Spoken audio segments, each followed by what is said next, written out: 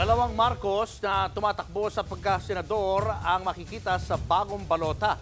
Bukod kay Senadora Amy Marcos, pinayagan na rin tumakbo ang online personality na si Francis Leo Marcos. Nasa frontline ng balitang yan, si Mon Gualvez.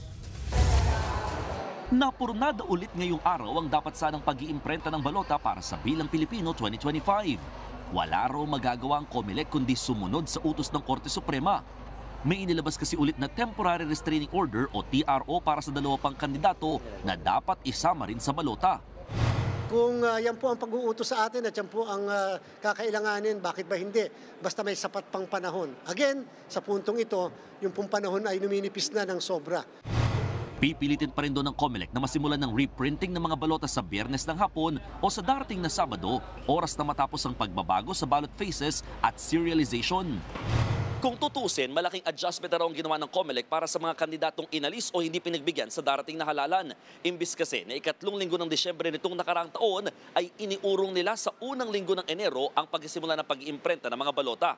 Ang problema, dahil sa mga lumalabas sa TRO, 3 linggo ng delayed ngayon ang ahensya para maabot ang kanilang target.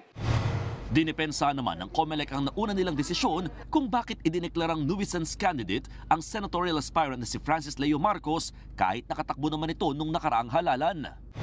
Dineklara po silang nuisance sapagkat paniniwala ng COMELEC, they are making a mockery of the electoral process. Hindi seryoso yung pagtakbo.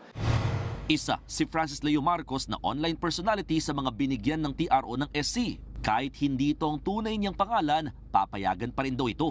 Kaya lumalabas, mauuna pa siya sa bilangan o pagkakasunod-sunod sa balota kaysa kay re-election ni Senator Amy Marcos. Wala pang komento rito ang senadora. Pinag-aaralan na rin ng COMELEC ang pagpapatupad ng ayuda ban kabilang ang ayuda sa kapusangkita program o AKAP, AIX at TUPAD. Pinakatututukan ang pagbabawal sa transportation, cash at educational assistance ng mga ito na posibleng ipatupad 10 araw bago ang mismong halalan. Lalo't posible ro itong magamit sa pangangampanya.